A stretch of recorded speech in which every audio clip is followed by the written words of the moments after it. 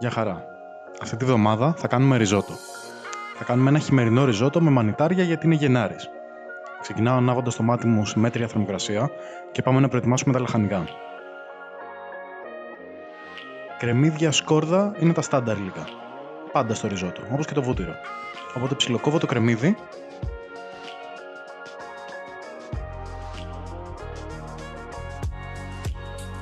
Θα λιώσω το βούτυρο, θα ρίξω το κρεμμύδι και το σκόρδο ψιλοκομμένα για να μαλακώσουν και πάμε να σας εξηγήσω τώρα γιατί το ριζότο χρειάζεται πολύ λίγο χρόνο. Το συγκεκριμένο θα γίνει σε 16 περίπου λεπτά. Πάρα πολύ γρήγορα. Ουσιαστικά αυτό που θέλουμε είναι να χυλώσει. Αν έχουμε λίγο ζεστό ζωμό και ένα καλό ρύζι, όπως καρναρόλι ή κάποιο άλλο με μικρό κόκο, είναι πολύ απλό.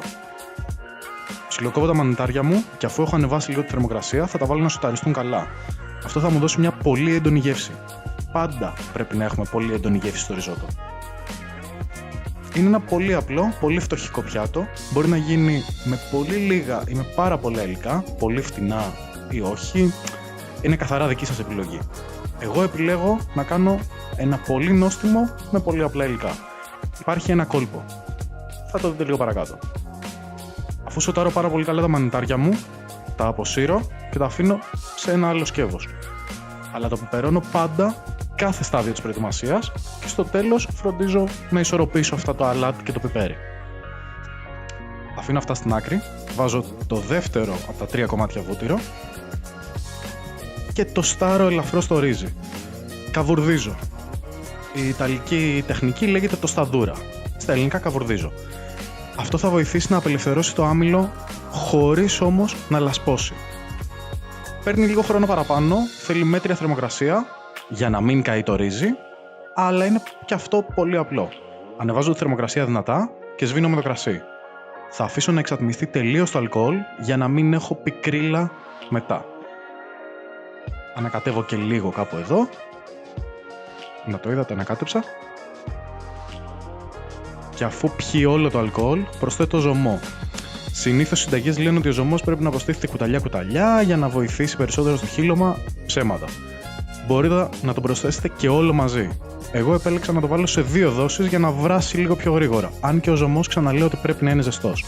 Αλλά το πίπερο, ελαφρύ ανακάτεμα και αφήνω να πιει τουλάχιστον όλο αυτό που έχω βάλει, το οποίο είναι τα 2 τρίτα του συνολικού ζωμού, και προσθέτω λίγο καρύδι. Αυτό είναι το τύπο που σας έλεγα πριν. Το καρύδι θα δώσει μια πολύ έντονη χειμερινή γεύση. Είναι ξεκάθαρο πιάτο δάσους.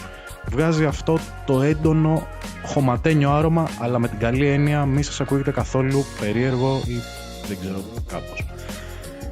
Τον υπόλοιπο ζωμό, τα μανιτάρια και αφήνω να βράσει για να χυλώσει. Ουσιαστικά σε μέτρια θερμοκρασία αυτό χρειάστηκε 14 λεπτά. Το ρύζι απορροφάει όλο το ζωμό και προσθέτω μέσα το βούτυρο και την παρμεζάνα μου. Αυτά τα 2 υλικά τα βγάζω από τη φωτιά για να τα ανακατέψω και αυτά είναι που μου χυλώνουν στο τέλος όλο αυτό το μείγμα. Χωρίς αυτά θα είναι απλά στόκος. Σε ένα ζεστό πιάτο λοιπόν θα σερβίρω το ριζότο. Και όσο εγώ σερβίρω θα σας δείξω και έναν τρόπο για να το στρώσετε. Ναι, αυτό, το χτυπάμε λίγο βάναυσα. Σας ευχαριστώ για άλλη μια εβδομάδα που είδατε ένα επεισόδιο.